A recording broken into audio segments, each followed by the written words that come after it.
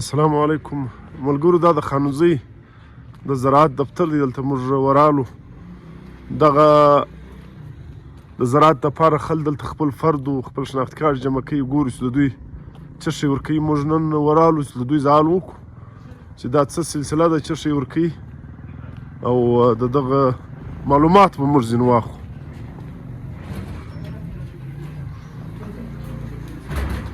السلام علیکم. ستړي مسئ، څنګه یې؟ ښایست شکر دی، خیر دی. دا د زراعت کوم دلته چې کوم خلک دي هغه حاضر دي په مختلفو آفیسو کې. له دوی څخه به موږ سوال وکړو چې دا کاغذان و مغزان دلته دوی اخلي چې دا څه کیسه. ستړي مسئ، څنګه یې؟ ښایسته صحت مو ښه دی. ته ستاسو تعارف راسره وکړئ. او دغه محمد صادق په زراعت کې مجبتي ده، دا زراعت تفسیر دی، خانوزۍ دفتر دی او په دغه کې موږ د شناخت کارت دغه جمع کوو فرد. دا کسان کارت جوړو دغه لپاره باید داخل دا که څوک جمع کړي نو باید دا جمع کړي. ښه، د کسان کارت پیدا به څه شی وي؟ د کسان کارت دا پیدا چې دا باید چې دا هر سړي غوي نو بیا د کسان په نامه یادی شي.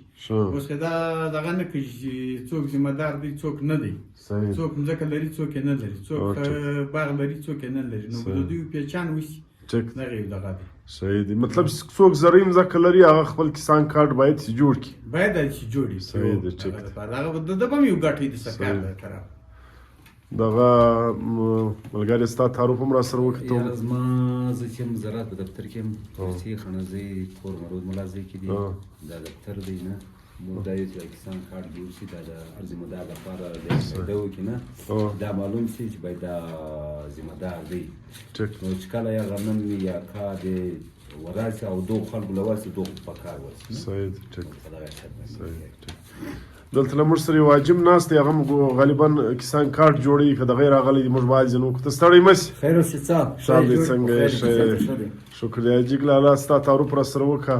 زما نوم شاه زمان دی، د کښنۍ زمینداري مه ده، کون په خوشحال کې دی. بس موږ هم دغه پر فیسبوک بار بار اورو چې باید ته دغه کسان کارت جوړ کړي. صحیح.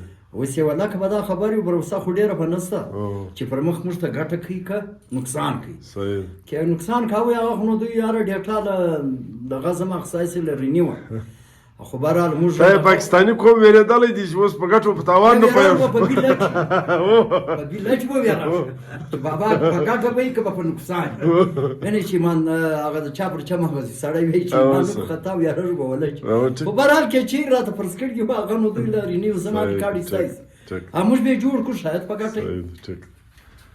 دلته یو بل ملګری هم راغلی، هغه هم غالبا کسان کارت جوړوي. ته ستړی مه شې. څنګه یې؟ ښه. ورور دغه یې راغلی که ته هم په داسې سلسله کې راغلی؟ راغلی یم له تورې خولې ښه. کسان کارت جوړوم. ماجي خطیدار دی.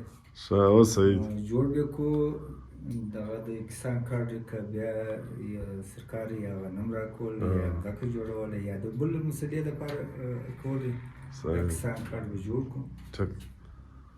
دلته زموږ ملګری کلیم خان خو نو ته یې ګرد پېژنې، زموږ انډیوال دی. دا یم دلي په زراعت کې مو ډیپټي ده، همیشه زه دلي یم، پر ځای باندې حاضر یم. زموږ د افسران هم موږ ته دغه هدایت چې باید دلته دا کم خلک راځي د سهولت له وجې پښین نه نشي تللی.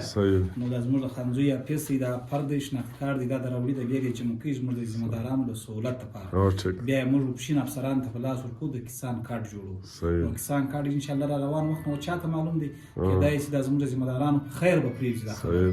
نو دا ښه دی چې دا انټري وکړي خپله. نو ماشاءالله ستې عمله خو دا ګرد حاضر هر وخت، دا خو ډېره غټه خبره ده چې ته یې ګرد دلې حاضر یاست. څوک پر فیلډ تللي دي، څوک دلې دي. او صحیح دی. یا ماشاءالله په دا نورو افیسانو کې هم شته.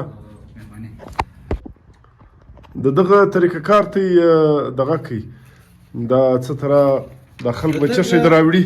د دغه طریقه کار دا دی که زوړ فرد لري که نوی لري باید دا شي دپاره دوی جوړ کړي دا فرد در راوړي او شناخت کارت فوټوسټیټ به وي او د شاوخوا موبایل نمبر به وي.